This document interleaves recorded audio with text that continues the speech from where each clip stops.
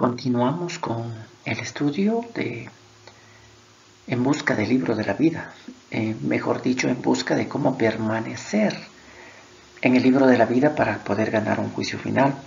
Si esta teoría de un juicio final después de la muerte es la teoría que existe y que es verídica. Nos habíamos quedado en el diluvio y luego de que ya la tierra se secó, cuando Dios mandó salir del arca en la cual estaban a toda la familia de Noé, pues con ellos iban a poblar la tierra. Saliendo de ahí, iban a esparcirse por todo el mundo.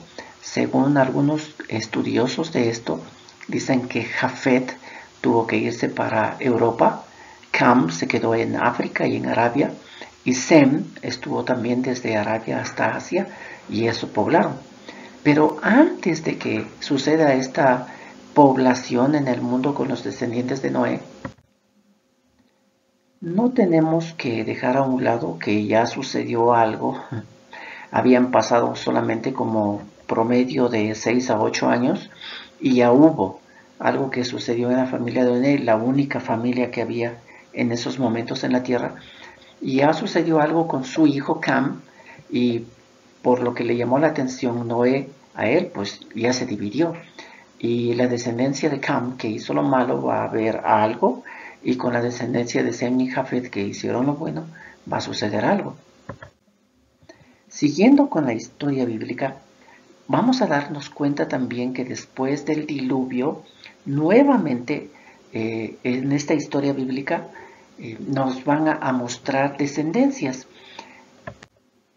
Y las descendencias que nos mostrarán nuevamente, habrá unas en las cuales nos indicarán tiempos. Una de las descendencias tendrán tiempos, así como vimos la descendencia anterior que nosotros le pusimos, que son aquellos que buscaban de Dios, porque desde la tercera generación, según lo que nos contaba el relato bíblico, se empezó a invocar el nombre de Dios, o las personas empezaron a llamarse del nombre de Dios. Así que aquel Dios no iba a salir del contorno histórico, sino que todos ellos estaban proclamando de la existencia de un Dios creador desde la tercera generación de Adán, de aquellos que buscaban a Dios por medio de Set. Pero también vamos a ver una generación que igual, como Caín, se iban apartando porque tenía un corazón, en su corazón algo. Ahora, lo interesante en esto es que si vemos aquí en esta diapositiva, la vida de Noé estuvo vivo, aún inclusive cuando Abraham vino al mundo. Y no podemos dejar a un lado el asunto de que aún Abraham, que es la descendencia que nosotros vamos a ver y nos vamos a detener en Abraham porque va a suceder cosas ahí, él no hubiese tenido historia de segunda mano, sino pudo haber tenido la historia del Dios creador y del Dios justo de primera mano, porque simplemente pudo haber conversado con Noé, que era el que pasó todas estas circunstancias. Y otra de las características también es que la vida de las personas va, el año que cada una de las personas viven en esta tierra va decreciendo. Ya no van a vivir los 800, ya no van a vivir los 900, ya no van a vivir los 600 años, sino que van decreciendo. Aún inclusive llegamos hasta Abraham, que va a vivir 175 años. Para nosotros muchísimo tiempo, que vivimos como desde 80 hasta 100. Para él 175, bastante tiempo. Pero no es nada comparable como por ejemplo con Noé o con Sem, que vivieron 900 o 600 años. Esa es otra de las características, que la edad de vida va decreciendo. Pero aquí podemos ver una generación que el Señor nos va a mostrar en su libro de historia y que nos va a dar tiempos. Y acá vemos la generación de parte de Cam, que es aquel que se enojó por lo que su padre le llamó la atención. Y vamos a hacer una de estas divisiones como lo hicimos mucho antes del diluvio. Y como antes del diluvio también hubo personajes que sobresalieron, como por ejemplo en la tercera generación de Set, desde Set, digámoslo así, que empezaron a invocar el nombre de Dios, y con la generación también de Caín, porque llega en su descendencia en Caín de alguien que ya ya no tuvo una sola esposa, sino que ya tuvo dos esposas. Desde él ya empezaron la gente a vivir de esa manera también, porque él fue que inauguró aquello, la poligamia. Ahora sus hijos también fueron aquellos que inauguraron ya no solamente trabajar, criar los animalitos o dedicarse al sembrío, sino también que tuvieron ya sus negocios propios y empezaron a hacer algo muy diferente, y por eso las personas empezaron un negocio entre sí. Ahora, en nuestra nueva generación, vamos a ver también que sobresalen unas personas. La generación de Cam, la tercera generación, hay un señor que se llama Nimrod, y en la generación de Sem hay un señor que se llama Peleg, y estos dos van a tener algo en común. Ya lo vamos a ver aquella historia. Pero en esta generación, a partir de Sem, llegando a Peleg, dice que ahí en esa generación se dividió la tierra. Y este personaje Nimrod de la generación de Cam tiene algo que decirnos. Ahora veamos y sigamos este libro de historia que tenemos en nuestras manos. En el Génesis 11.1 dice: en aquel tiempo todo el mundo hablaba el mismo idioma.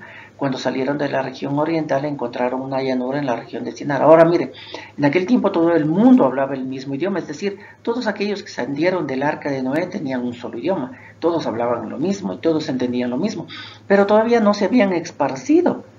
El versículo 3 dice: un día se dijeron unos a otros. Estos unos a otros son todos ellos. Todos, desde Sem, Can y Jafet, y todos aquellos hijos que iban a tener hasta las generaciones que vimos en la lámina anterior. Un día se dijeron unos a otros: vamos a hacer ladrillos y a cocerlos en el fuego. Así usaron ladrillos en lugar de piedras y asfalto natural en lugar de mezcla. Después dijeron: vengan, vamos a construir una ciudad y una torre que llegue hasta el cielo. De este modo nos haremos famosos y no tendremos que dispersarnos por toda la tierra. Ahora, no hay que olvidarse que cuando el Señor Dios le dice a Noé con su familia que salgan, dice que poblen la tierra, multiplíquense, poblen toda esta tierra. Pero sin embargo hay alguien en esta descendencia que influye en todas las personas que están a su alrededor. Les dicen: no, tenemos que irnos a un lado, y si acaso nos fuéramos a ir a un lado, vamos a hacernos algo que nos recuerde que somos de aquí. Versículo 5: pero el Señor bajó a ver la ciudad y la torre que los hombres estaban construyendo, y pensó: ellos son un solo pueblo y hablan un solo idioma, por eso han comenzado este trabajo, y ahora por nada del mundo van a dejar de hacerlo. Versículo 7: es mejor que bajemos a confundir su idioma, para que no se entiendan entre ellos. Así fue como el Señor los dispersó por toda la tierra. Y miren, aquí empieza la dispersión, no cuando salieron del arca, porque cuando salieron del arca cada quien estaba en esa región, la única región que conocían, y empezaron a poblar esa región que conocían. Pero cuando hubo este líder que dijo a las personas: hagamos tal cosa, entonces empezaron este proyecto. Entonces el Señor baja y confunde las lenguas. Y el versículo 8 dice: así fue como el Señor los dispersó por toda la tierra, y ellos dejaron de construir la ciudad. En ese lugar el Señor confundió el idioma de todos los habitantes de la tierra, y de ahí los dispersó por todo el mundo. Por eso la ciudad se llamó Babel, y Babel quiere decir confusión. De esto es que todas las personas empiezan a irse por todo el mundo. Y ahí podríamos ver aquella lámina que decíamos que Jafet se fue para Europa, Cam se quedó por África, y Jafet y Sem también por Asia y por Europa. Pero ya todos empezaron a esparcirse conforme el idioma que hablaban. Y esto más o menos en un espacio de 100 años. 100 años sucedió para que todo esto aconteciera, y el Señor Dios haga que todas estas personas se esparzan por todo el mundo, porque ese era el plan: multiplicarse y poblar la tierra. Ahora miren de la descendencia enojada, y por qué ponemos que fue enojada y se van apartando de Dios mientras otros y quisieran estar con Dios. Y veamos algo que esta historia nos trae. ¿De quién se pobló la tierra? Génesis 16 dice: los hijos de Cam, Cus, Mizraim, Fud y Canaán. Versículo 8: y Cus engendró a Nimrod, ¿quién llegó a ser el primer poderoso en la tierra? Este Señor es el que va a hacer influencia en todas aquellas personas que salieron del arca de Noé. 9. Este fue vigoroso cazador delante de Jehová, por lo cual se dice, así como Nimrod, vigoroso cazador delante de Jehová, y fue el comienzo de su reino, Babel. Y allí fue el lugar en donde todos ellos empezaron a hacer aquella torre. La descendencia enojada. ¿De quién se pobló la tierra? Génesis 10:8.